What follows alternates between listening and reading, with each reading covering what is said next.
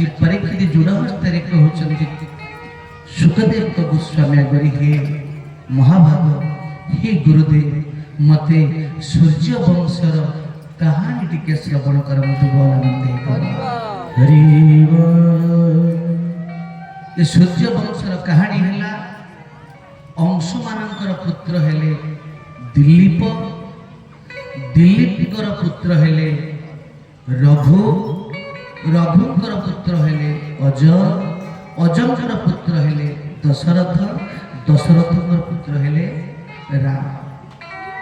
सर्वप्रथमे बुझीबा आम मनरे गोटे विराट प्रश्नवाची आसे भागवत गोटे कथा कहउछंती रामचरित मानस गोटे कथा कहउछंती। भागवत कहले रामचंद्र 14 वर्ष नुहे 12 वर्ष वनवास कले रामचरित मानस कहले 14 वर्ष वनवास कले।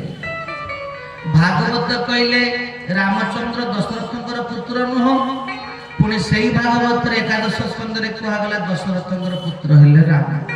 आमे कोउटा को ग्रहण करिबा बोल आनंद एकवा हरि बोल। तेणु प्रथमे बुझीबा ए जो रामचंद्र का जन्मर मूल रहस्य घटना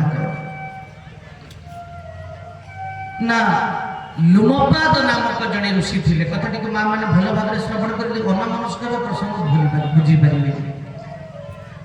लुमपाद जो राजा थे तांको राज्य को 12 वर्ष पर्यंत अनावृष्टि हला। कहीं हला ना ये राजा प्रत्येक दिन ब्राह्मण मानक गोदान करुथांती। एक दिन कथा जड़े ब्राह्मण को से गोदान करिथांती हठात से गो मात्र से ब्राह्मण पाखर कौन प्रकार खसी आसिक जो गुठ थिला राजा से गुठरे मिसी गला। ता पर दिन से गो माता को पुणी जड़े अन्य ब्राह्मण को यमपाद ऋषि दान करदेले। जो प्रथम ब्राह्मण पाई से पहुंचले हे महाभाग हे राजा ये गो माता को काली आपण मते दान करथिले तेणु मते फेरंत।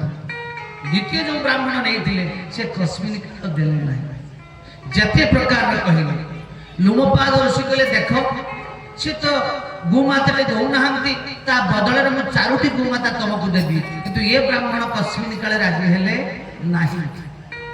शेषर विरक्ति हो गले लुमपाद ये ब्राह्मण सहित टिके तिरस्कार कले। ये ब्राह्मण अभिशाप देले हे राजा मु आज तुमको अभिशाप दउची तुम राज्य को अनावृष्टि हो इमिति पोक माछी बळे लोक मरिबे बोल आनंद एकवा हरि बोल। लुमपाद राजा विचार करिले किमिति मो राज्य मोर जो प्रजागण भलरे रहिबे। एक दिन घटना सेते बेले अगस्त्य ऋषि परामर्श देले जड़े मात्र ऋषि जे कि ऋष्य शृंग जदि सी आपन राज्य को आसंती ताले दृष्टि हो बोला मंदे ना से इंद्र को पाखर वर प्राप्त हेतिले जो राज्य को जिबे जते बेले चाहिबे से दृष्टि करि पारिबे। ए जो ऋष्य शृंग ऋषि याको मूलर रहस्य राम को पाखे रहि जाय छी बोला मंदे हरि बोल। ए कथा टिके बुझी गले प्रसंग बुझिबा प्रति आनंद लागिबो। ये ऋष्य शृंग किए यांकर बापा किए यांकर मां किए ना ये ऋष्य शृंगर बापा हेले विभांडक ऋषि। विभांडक ऋषि तपस्या करछन्ति गंडकी नदी पाखरे हठात उर्वशी अप्सरा से पटे जाउछन तांको देखि ए विभांडक ऋषि मन रे गोटे काम भावना जाता हला। जेष्ठ ये साधारण ऋषि विभांडक नुहंती केतळे कोनोसी नारी रो मुख दर्शन करंती नहीं। तेणु से कौन करिले ना जेमिति उर्वशी को देखिले हठात कहीं मन में काम भावना जाता हो से जेतळे पसी गले स्नान करबा पई गंडकी नदी को ताको रेत स्खलन हे गला। से गंडकी नदी को उटे हरिणटी आसीथिला पानी पीबा पई से पानी पीबा सहित रेत तक से गर्भ को ले गला बोल आनंद एकवा हरि बोल। हरिणटी गर्भवती है 10 दंड भितरे ये प्रभुंकर कृपा बा माया ही पारे से हरिणटी पिलाटी जन्म करिला। ପିଲାଟି ଯେମିତି ଜନ୍ମ କରିଲା ହରିଣଟା ଦେଖୁଛି ତ ଯେହେତୁ ପଶୁଟା ଦେଖିଲା ଗୋଟେ ମଣିଷ ପିଲା ଏ ହରିଣଟା କୁଆଡେ ପଳେଇଲା। ଦଶଣ୍ଡ ଦଣ୍ଡ ଭିତରେ ସେ ପିଲାଟି ସେ ଗଣ୍ଡୁକୀ ନଦୀ କୂଳରେ ପ୍ରବଳ ଚିତ୍କାର କରି କାନ୍ଦୁଛି, ବିଭାଣ୍ଡ କରୁଛି, ତପସ୍ୟା କରୁଥିଲେ। ଯେତେବେଳେ ଫେରିଲେ ହଠାତ୍ ପିଲାଟିକୁ ଦେଖିଲେ, ବିଚାର କଲେ ପିଲାଟିକୁ କିଏ ଛାଡିକି ପଳେଇଲା, କାହାର ଏ ପିଲା? ବିଭାଣ୍ଡକ ଜାଣିନାହାନ୍ତି ପିଲାଟି କାହାର। ଯେତେବେଳେ ଧ୍ୟାନସ୍ଥ ହେଲେ ଜାଣିଲେ ଏ ପିଲାଟି ଅନ୍ୟ କାହାର ନୁହେଁ, ଇଏ ହଉଛି ମୋର ଔରସରୁ ଜାତ ବଲାନନ୍ଦ ଏକବା। ତେଣୁ ବିଭାଣ୍ଡକ ଏ ପିଲାଟିକୁ ନେଇ ତାଙ୍କ ଆଶ୍ରମରେ ରଖିଲେ ଯେହେତୁ ତାଙ୍କର ପୁତ୍ର। କିନ୍ତୁ ଏ ଋଷ୍ୟଶୃଙ୍ଗ ନାମ ଦେଇଥିଲେ ଯେହେତୁ ତାଙ୍କ ମଥାରେ ଗୋଟେ ଶୃଙ୍ଗ ଥିଲା, ସିଂହ ଥିଲା, ହରିଣର ଯେମିତି ଥା, ତେଣୁ ତାର ନାମକରଣ କରିଥିଲେ ଋଷ୍ୟଶୃଙ୍ଗ ବୋଲି। କିନ୍ତୁ କଥା ଥିଲା କୌଣସି ଦିନ ये नारी को दर्शन करना ऋष्यशृंग। नारी कौन गोटे कि प्रकार जाति कौ प्रकार स्वरूप केबे देखी ना। ये पटे हेमपाद राज्य में विराट विपद पड़ी। तेणु अगस्त्य कही यदि ऋष्यशृंग तुम राज्य को आसती ताले तुम राज्य में दृष्टि हम आणब किए?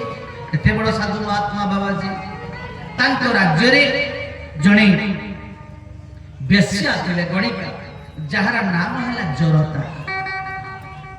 ये जरता कहला महाभाग यदि आपण मत किसी भल भाव पाऊना देवे मुझे बाबाजी के आनी नेबी। लोमपाद कहले देखो से नारी मुख दर्शन करती नहीं ना से कामटा मो ऊपर छाड़ दियो बोल आनंद तेणु जरता कौन करेले ना 12 जन गणिका को नहीं 12 जन बेश्या को नहीं गोटे डंगारे सुंदर भाव चलिले कौठी ना आमर ए विभाण्डक ऋषि को आश्रम पाखक। विभाण्डक प्रत्येक दिन पिलाटी को छाड़ी करी से बन गमन कर जेमिति चली गले ये 12 जन बेश्या जाई पहुंची गले कौटी ऋष्यशृंग पाखरे। ऋष्यशृंग केबे देखी नांती नारी स्वरूपटा केमिति से देखिले सु विचित्र बाबाजी गुडा अरे एते बड़ बड़ केश घटना कौन ये प्रणाम करते ऋष्यशृंग किए महाभाग आपण मैंने सब किए ये जरता बेश्या टिके कपटता कहला हे महात्मा आमे जने जने सिद्ध महात्मा आमे एते बड़ सिद्ध आमर जे हेले इष्ट देवता आमे सदा बेले वक्ष भीतर धारण करिछु बोलानंद एकवा। ऋष्यशृंग कहले वक्ष भीतर में ना देखु नाहंती अर्थात प्रत्येक माँ मानकर जोड़िए स्तन जुगल अच्छी। तेणु ये देखई देले जरता जे आमे आमर गुरुदेव को निजर छाती भीतर जाबुड़ी करी धरि आमे केते बड़ बड़ सिद्ध। ऋष्यशृंग भाबिला रे एते बड़ बड़ सिद्ध माने निजर कुल देवता को छाती भीतर रखिते जानि नाहंती से मांकर स्तन बोली बोलानंद एकवा। ये ऋष्यशृंगर मन टिके बळिला आज्ञा महाभाग आपण माने कोन टिके आपण को गुरुदेव को मते टिके दर्शन कर दियंतनी ना। हां किछि असुविधा नै आमे दर्शन करिबे। सुंदर सब पइड गुडा नैथिले पीबा को देले।